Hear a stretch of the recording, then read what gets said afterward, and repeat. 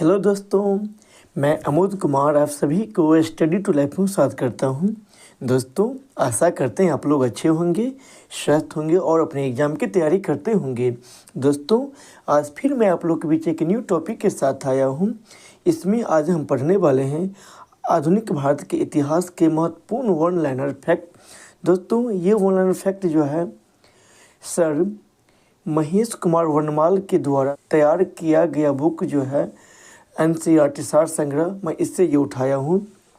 दोस्तों, इस पर ऑलरेडी 1 से लेकर 4 पार्ट जो है 4 तक बना दिया हूँ वीडियो।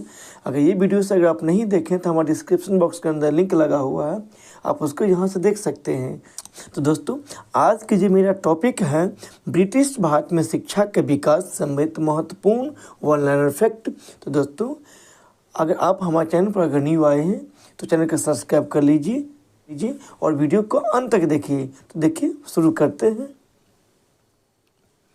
व्यक्तिगत प्रयासों से सर्वप्रथम कलकत्ता में शिक्षा हेतु मदरसा की स्थापना किसके द्वारा की गई? तो जगवाइन हेस्टिंग के द्वारा जो है सर्वप्रथम मदरसा की स्थापना किया गया था कोलकाता में।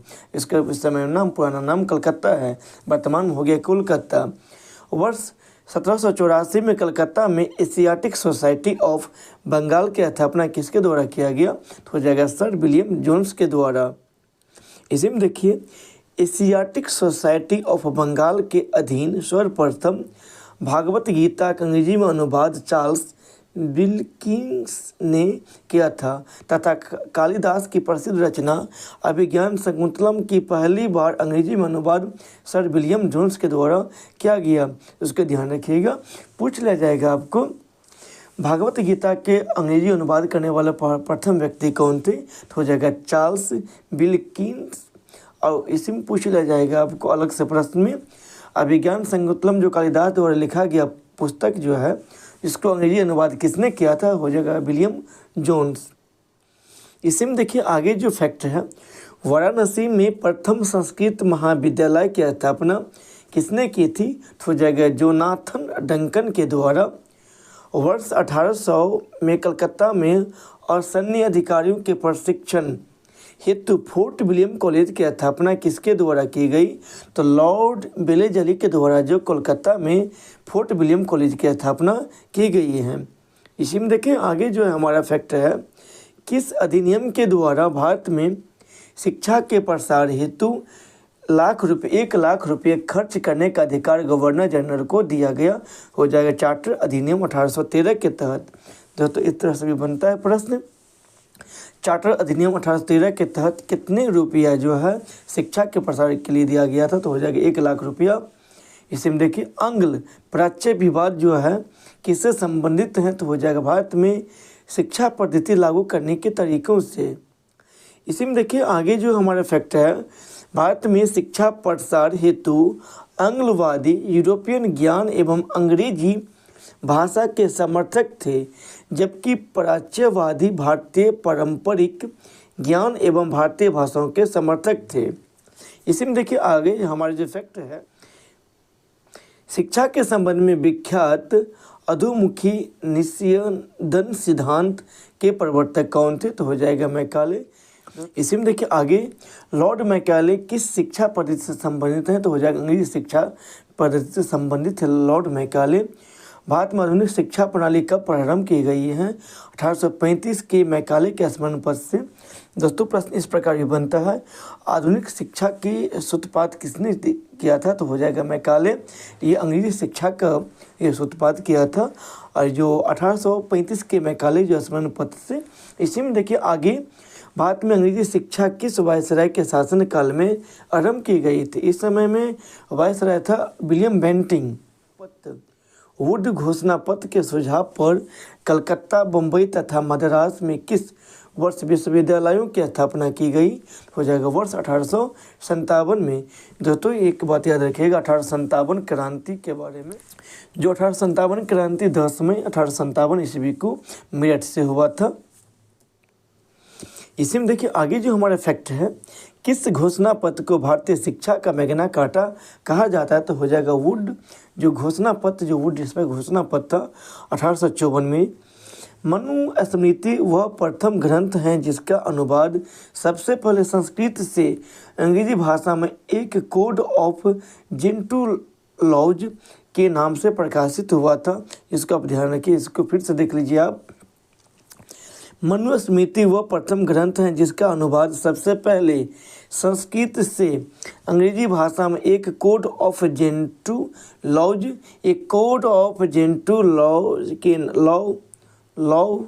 के नाम से जाने जाते हैं। इसमें देखिए आगे जो हमारा फैक्टर है, पेरिस स्थित रॉयल एशियाटिक सोसाइटी की सदस्यता किस भारतीय को प्रदान की गई थी? तो हो जाएगा माइकल मधुसूदन दत्त को। बम्बई में प्रथम महिला विश्वविद्यालय की स्थापना किसके प्रयासों से हुई? तो D.K. कर्वे के द्वारा। भारतीय विश्वविद्यालय में धार्मिक शिक्षा के लिए किसने प्रबल रूप से वकालत की थी? तो हो जाएगा मदन मोहन मालवीय ने। बनारस हिंदू विश्वविद्यालय का शिलान्यास किसके द्वारा किया गया? तो लॉर्ड हार्डिंग द्वितीय के द्वारा। इसी में आगे देखिए, भारत में शिक्षा के क्षेत्र में विकास के लिए एनी बेसेंट ने वर्ष 1898 में सेंट्रल हिंदू कॉलेज की स्थापना की, जो वर्ष 1916 में मदन मोहन मालवीय जी के प्रयासों से बनारस हिंदू विश्वविद्यालय की स्थापना की। दोस्तों प्रश्न इस प्रकार भी बनता है, जो बनारस जो हिंदू विश्वविद्यालय की स्थापना कब किया गया? तो हो जाएगा 1916 में। इसी में देखिए आगे जो हमारा फैक्ट है, और वर्ष 1817 में डेविड हेयर के सहयोग से कलकत्ता में हिंदू कॉलेज की स्थापना किसके द्वारा की गई? तो हो जाएगा राजा राम मोहन राय के प्रयासों से किया गया। इसी में देखिए आगे, वर्ष 1847 में रुड़की इंजीनियरिंग कॉलेज के रूप में भारत के प्रथम इंजीनियरिंग कॉलेज की स्थापना किसके द्वारा की गई? और जेम्स थॉमसन के द्वारा। शिक्षा से संबंधित किस विश्वविद्यालय आयोग के सदस्य 2 भारतीय जस्टिस गुरुदास बनर्जी और सैयद हुसैन बिलग्रामी थे? तो हो जाएगा रेले आयोग। दोस्तों देखिए, इसमें जो हम पढ़ेंगे, इसमें जो प्रमुख शिक्षा आयोग से संबंधित महत्वपूर्ण वन लाइनर फैक्ट देखिए, यहाँ पे समिति आयोग है ये इसका नाम। ये वर्ष में जो स्थापना किस वर्ष किया गया और गवर्नर जनरल वायसराय के नाम ये है। तो आइए, चार्ल्स वुड डिस्पैच जो 1854 में ये लॉर्ड डलहौजी के द्वारा ही किया गया था, जो चार्ल्स वुड डिस्पैच। हंटर आयोग 1882 में लॉर्ड रिपन के कार्यकाल में। रेलवे आयोग की विश्वविद्यालय की जो आयोग था ये 1902 में लॉर्ड कर्जन के द्वारा के समय में। इसी में आगे देखिए, सैंडलर आयोग 1917 में लॉर्ड जेम्स फोर्ड के द्वारा। इंच कैप आयोग 1923 में लॉर्ड रीडिंग के द्वारा। हॉटोंग समिति प्राथमिक शिक्षा 1929 से लॉर्ड इरविन के कार्यकाल में। और लिंड से आयोग मतलब प्रौढ़ शिक्षा 1929 से लॉर्ड इरविन के कार्यकाल में। सर्जेंट आयोग की स्थापना 1944 में और लॉर्ड वेवेल के कार्यकाल में। राधा कृष्ण आयोग 1948 में लॉर्ड माउंटबेटन के कार्यकाल में ये किया गया था। दोस्तों जितना भी ये प्रमुख आयोग की स्थापना शिक्षा से संबंधित है उस सबको आप याद रखें। ये जितना भी फैक्ट देख रहे हैं किसी न किसी एग्जाम में ऑलरेडी प्रश्न बनकर ये आया है। देखिए यहाँ से वर्ष 1937 में गांधी जी द्वारा प्रस्तुत वर्धा योजना शिक्षा से संबंधित थी। ध्यान रखिएगा, पूछ लिया जाएगा वर्धा योजना क्या चीज़ से संबंधित थी, तो हो जाएगा शिक्षा से संबंधित, जो महात्मा गांधी के द्वारा 1937 में प्रस्तुत किया गया। देखिए दोस्तों, इससे आगे जो हमारा महत्वपूर्ण वन लाइनर फैक्ट है, आधुनिक भारत में प्रेस के विकास से संबंधित। भारत का प्रथम समाचार पत्र द बंगाल गजट किस वर्ष प्रकाशित किया गया था? तो वर्ष 1780 में जेम्स अगस्त हिक्की के द्वारा जो है प्रकाशित, की ध्यान रखिएगा, पूछ रहा जाएगा प्रथम जो है जो द बंगाल गजट किसके द्वारा प्रकाशित किया गया? तो हो जाएगा जेम्स अगस्त हिक्की। कब किया गया? तो 1780 ईस्वी में। इसी में आगे देखिए, वर्नाकुलर प्रेस एक्ट किस वायसराय के समय में पारित किया गया था? तो लॉर्ड लिटन के समय में पारित किया गया था। वर्ष 1866 में संपादित ज्ञान प्रदायिनी पत्रिका का संस्थापक कौन था? हो जाएगा नवीन चंद्र राय। भारत में सर्वप्रथम प्रेस सेंसरशिप किसने लागू की थी? लॉर्ड वेलेस्ली के द्वारा ये प्रेस सेंसरशिप लागू किया गया था। इसी में आगे देखिए, अल हिलाल एवं अल बिलाग नामक पत्रिकाएं किसके द्वारा प्रकाशित की गई थी? तो मौलाना अबुल कलाम आज़ाद के द्वारा। दोस्तों ये प्रश्न तो बहुत बार बना हुआ है। अल हिलाल जो पत्रिका है, जो इसको किसके द्वारा लागू किया गया था? तो हो जाएगा मौलाना अबुल कलाम आज़ाद। अमृत बाजार पत्रिका की स्थापना किसने की थी? तो हो जाएगा शिशिर कुमार घोष। दोस्तों आप हमको हमारे कमेंट बॉक्स में कमेंट कीजिए, मौलाना अबुल कलाम आज़ाद के जन्मदिन के अवसर पर क्या चीज़ मनाए जाते हैं और उसका जन्म कब हुआ? रामानंद चटर्जी द्वारा बंगाली भाषा में संपादित मॉडर्न रिव्यू पत्रिका कहाँ से प्रकाशित होती थी? तो हो जाएगा कलकत्ता से। दोस्तों इस समय जिस समय में अंग्रेज़ों का शासन चल रहा था, इस समय में अक्सर ज़्यादा चीज़ शुरुआत जो है कलकत्ता से ही होता था, क्योंकि इस समय में भारत का राजधानी कलकत्ता हुआ करता था। 1911 में जॉर्ज पंचम जो आए थे दिल्ली में, शाही दरबार का आयोजन किया गया था। इसके बाद से जो 1911 के बाद से ही जो हमारा भारत का राजधानी दिल्ली हुआ करते हैं, तब से अभी तक भारत का राजधानी नई दिल्ली ही है। इसी में देखिए आगे जो है, वर्ष 1878 का vernacular press act Lord Ripon ने वर्ष 1882 में ये रद्द कर दिया था। मेंटकॉफ का प्रेस का मुक्तिदाता भी कहा जाता है, ध्यान रखिएगा। प्रेस का मुक्तिदाता किसे कहा जाता है? तो हो जाएगा मेंटकॉफ को। इसी में देखिए आगे हमारा फैक्ट जो है, पत्रकार के कर्तव्य का निर्वहन करते हुए जेल जाने वाले प्रथम भारतीय कौन थे? तब बाल गंगाधर तिलक थे वो। इसी में आगे, एक साप्ताहिक के रूप में यंग इंडिया का शुभारंभ किसने किया था? तो यंग इंडिया का शुभारंभ एक सप्ताह के लिए होम रूल पार्टी ने किया था। भारतीयों द्वारा अंग्रेजी भाषा में प्रकाशित प्रथम समाचार पत्र कौन सा था? हो जाएगा हिंदू पैट्रियट। इसी में आगे, अमेरिका में फ्री हिंदुस्तान अखबार किसने प्रारंभ किया था? हो जाएगा तारकनाथ दास, ध्यान रखिएगा। फ्री हिंदुस्तान अखबार जो प्रकाशित किया था तारकनाथ दास के द्वारा। इसी में आगे देखिए, कानपुर से प्रकाशित प्रताप समाचार पत्र के माध्यम से विजय सिंह पथिक ने बिजोलिया आंदोलन को पूरे भारत में चर्चा का विषय बना दिया था। इसी में देखिए आगे, फारसी साप्ताहिक मिराल उल अखबार किसके द्वारा प्रकाशित किया गया था? हो जाएगा राजा राम मोहन राय के द्वारा। रॉबर्ट नाइट ने कलकत्ता से वर्ष 1875 में अंग्रेजी भाषा की किस पत्रिका का संपादन किया था?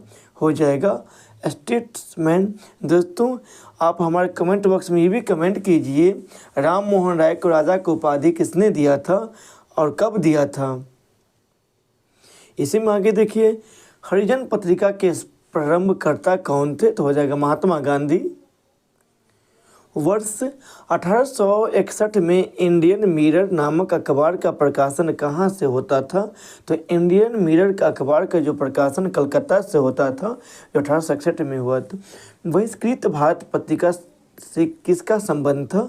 डॉक्टर भीमराव अंबेडकर का संबंध जो है बहिष्कृत भारत पत्रिका से था। इसी में देखिए आगे जो है, लिप्टन द्वारा वर्नाकुलर प्रेस एक्ट जो पारित किया गया था 1878 में, और रिपन के द्वारा जो है इसको रद्द किया गया था, इसको ध्यान रखिएगा। तो लिप्टन द्वारा वर्नाकुलर प्रेस एक्ट पारित किस वर्ष भारतीय समाचार पत्रों पर प्रतिबंध लगा दिया था? हो जाएगा 1878 ईस्वी में। इसी में आगे जो है, वर्ष 1920 में लाहौर से लाला लाजपत राय द्वारा उर्दू में वंदे मातरम समाचार पत्र प्रारंभ किया गया था, इसको ध्यान रखिएगा। सोम प्रकाश नामक समाचार पत्र की शुरुआत किसने की थी? हो जाएगा ईश्वर चंद्र विद्यासागर। लीडर अखबार किस कार्य के लिए प्रसिद्ध है? तो हो जाएगा उदारवादियों की नीतियों का प्रचार करने के लिए। तो लीडर अखबार किसके द्वारा शुरू किया गया था? तो हो जाएगा मदन मोहन मालवीय के द्वारा। इसी में देखिए आगे, अंग्रेजी साप्ताहिक पत्र वंदे मातरम के साथ किसका संबंध है? अरविंद घोष का संबंध वंदे मातरम जो पत्रिका से है। इसी में आगे, किस पत्रिका ने वर्नाकुलर प्रेस एक्ट 1878 का समर्थन किया था? हो जाएगा पायनियर। इसी में आगे जो देखिए यहाँ से आप, नील आंदोलन का समर्थन करने वाली पत्रिका हिंदू पैट्रियट के संपादक कौन थे? तो हरिश्चंद्र मुखर्जी। स्वदेश वाहिनी नामक पत्रिका के संपादक कौन थे? तो के रामकृष्ण पिल्ले। इसी में आगे देखिए, अंग्रेजी समाचार पत्र इंडिपेंडेंट किसके द्वारा प्रारंभ किया था? तो हो जाएगा मोतीलाल नेहरू के द्वारा इंडिपेंडेंट जो पत्रिका का लागू किया गया था। मराठी भाषा पत्रिका केसरी के संपादक कौन थे?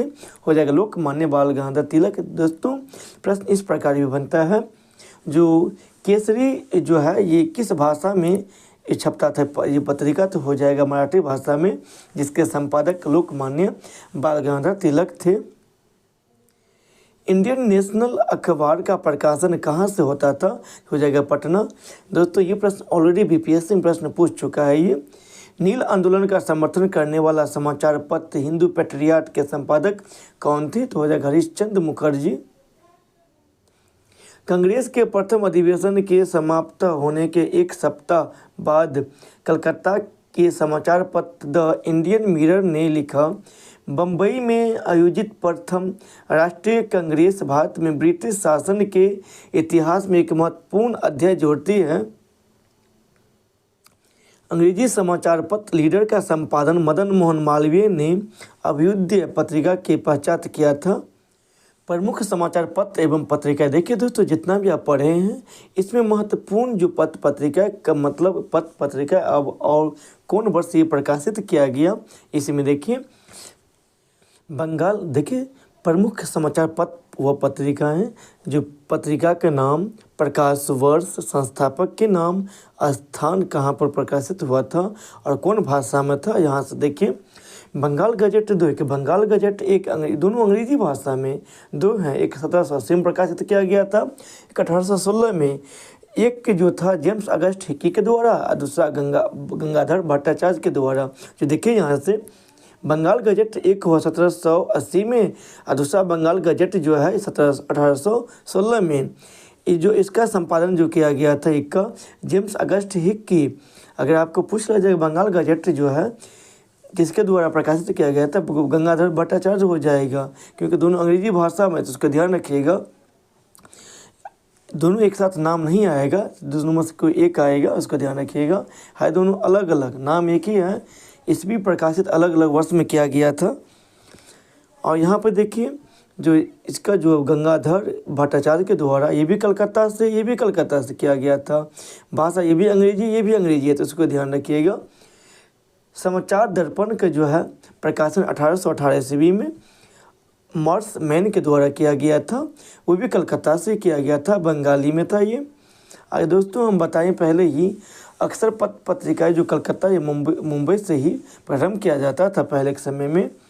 दिग्दर्शन जो 1818 ईस्वी में, इसी में देखिए मॉर्स मैन के द्वारा ये भी किया गया था। मतलब समाचार दर्पण और दिग्दर्शन ये दोनों मॉर्स मैन के द्वारा, दोनों कलकत्ता से और दोनों बंगाली भाषा में ही था। इसी में आप देखिए ये बहुत इम्पोर्टेंट है, संवाद कौमुदी, ये जो है बहुत इम्पोर्टेंट है ये पत्रिका। तो संवाद कौमुदी जो 1821 ईस्वी में राजा राम मोहन राय के द्वारा कलकत्ता से किया गया था, ये भी बंगाली भाषा में ही था, ये भी बहुत इम्पोर्टेंट है। मिरातुल अखबार जो 1822 में राजा राम मोहन राय के द्वारा ही किया गया था, कलकत्ता, ये फारसी भाषा में था। बॉम्बे समाचार जो 1822 ईस्वी में फरदून जी मर्जबान जो बम्बई में गुजराती भाषा में था। बंगदत्त 1830 में, द्वारिका नाथ टैगोर जो पर्सन टैगोर जो कलकत्ता बंगाली भाषा में था ये। जामी जमशेद 1831 में, और ये PM मोती बाला के द्वारा बम्बई से प्रकाशित किया जाता था, फारसी भाषा में था। दोस्तों ये भी बहुत इंपॉर्टेंट ये वाले। रस्त गुप्तार ये 1851 में दादा भाई नौरोजी के द्वारा किया गया था। दादा भाई नौरोजी वो व्यक्ति थे जो भारतीय राष्ट्रीय कांग्रेस के प्रथम पार्टी अध्यक्ष रहे थे। और वो जो पत्रिका रस्त गुप्तार के जो मुंबई से गुजराती भाषा में प्रकाशित किया गया था।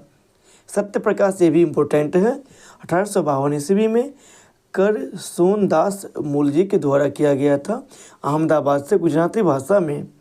हिंदू पैट्रियट भी इम्पोर्टेंट है ये पैट्रियट 1853 में गिरीश चंद्र घोष और हरिश्चंद्र मुखर्जी के द्वारा अंग्रेजी भाषा में था, कोलकाता से प्रकाशन किया गया था। सोम प्रकाश भी इम्पोर्टेंट है।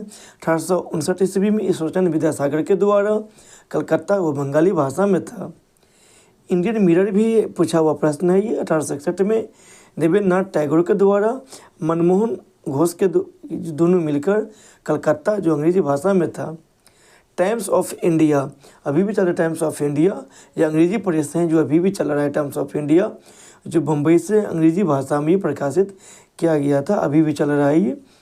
हिंदू प्रकाश जो 1862 ईस्वी में जस्टिस रानाडे, अब बम्बई से, जो पुराना नाम बम्बई था अभी हो गया मुंबई, ये मराठी भाषा में था। इसी में आगे देखिए नेटिव ओपिनियन, ये भी इम्पोर्टेंट है। नेटिव ओपिनियन जो है 1864 ईस्वी में प्रकाशित किया गया था BN मांडलिक के द्वारा। वो मुंबई से होता था और अंग्रेजी भाषा में ये भी था। पायनियर 1865 में अंग्रेजी प्रेस था ये, और ये इलाहाबाद अंग्रेजी भाषा में था। कवि वचन सुधा के प्रकाशन 1867 में भरतेंदु हरिश्चंद्र के द्वारा, और वाराणसी से और वाराणसी से प्रकाशित किया जाता था। आइए हिंदी भाषा में था। अमित बाजार पत्रिका ये भी इम्पोर्टेंट है। 1868 ईस्वी में मोतीलाल घोष और शिशिर घोष के द्वारा, कलकत्ता से बंगाली भाषा में था ये प्रश्न ऑलरेडी पूछा हुआ है ये। इसी में देखिए मद्रास मेल 1868 में अंग्रेजी प्रेस था। मद्रास जो अंग्रेजी भाषा में था ये। बंग दर्शन 1873 में बंकिम चंद्र भट्ट, कलकत्ता से अंग्रेजी बंगाली भाषा में था। द ट्रिब्यून जो ये भी प्रश्न पूछा हुआ है 1881 में सरदयाल सिंह मजीठिया, लाहौर से वो प्रकाशित किया जाता था और अंग्रेजी भाषा में। हिंदू प्रदीप जो 1877 में बालकृष्ण भट्ट के द्वारा, वाराणसी हिंदी भाषा में था ये। हिंदू वी राघवाचारी के द्वारा 1878 में मद्रास से किया गया था, वो अंग्रेजी भाषा में था। बंगाली ध्यान रखिएगा, बंगाली इससे पहले भी पढ़े, बंगाल गजट बंगाली 1879 में MN बनर्जी के द्वारा, कलकत्ता ये अंग्रेजी भाषा में था। बांगवासी 1881 में जोगिंद्र नाथ बोस, कलकत्ता जो बंगाली भाषा में था। मराठा ये भी दोस्तों इम्पोर्टेंट है। दोस्तों जो इम्पोर्टेंट बोले सब का आप याद रखिए, इतना तो याद नहीं रह पाएगा, लेकिन जो इम्पोर्टेंट बताते हैं ये प्रश्न किसी न किसी एग्जाम ऑलरेडी ये पूछा हुआ है। तो मराठा जो है 1881 में बाल गंगाधर तिलक के द्वारा किया गया था प्रकाशन, मुंबई में अंग्रेजी भाषा में था। केसरी भी इम्पोर्टेंट है ये, बाल गंगाधर तिलक के द्वारा ही मराठी भाषा में था, बम्बई से ही। इंडिया भी इम्पोर्टेंट है। 1899 में दादा भाई नौरोजी के द्वारा, ये बम्बई अंग्रेजी भाषा में था। हिंदुस्तान स्टैंडर्ड्स 1899 में सच्चिदानंद सिन्हा, दिल्ली से जो अंग्रेजी भाषा में था। इंडियन रिव्यू जो प्रकाशन 1900 ईस्वी में GA नटेशन के द्वारा, ये मद्रास से और अंग्रेजी भाषा में था। इंडियन ओपिनियन ये इम्पोर्टेंट है, इसमें 1903 से महात्मा गांधी के द्वारा प्रकाशन किया गया था, इसलिए इम्पोर्टेंट है। और इसका प्रकाशन जो है दक्षिण अफ्रीका से क्या अंग्रेजी भाषा में था, बहुत इंपॉर्टेंट है ये। पूछा जाएगा इंडियन ओपिनियन जो पत्रिका का प्रकाशन कहाँ से होता था, दक्षिण अफ्रीका से अंग्रेजी भाषा में था। इंडियन सोशलिस्ट जो 1905 में श्याम जी कृष्ण बर्मन जो लंदन में अंग्रेजी भाषा में था। युगांतर भी इम्पोर्टेंट है, भूपेंद्र दत्त और वरिंद्र घोष, कलकत्ता से बंगाली भाषा में प्रकाशन होता था। वंदे मातरम भी इम्पोर्टेंट है ये, 1909 में लाला हरदयाल श्याम जी कृष्ण बर्मन, ये पेरिस से होता था प्रकाशन अंग्रेजी भाषा में।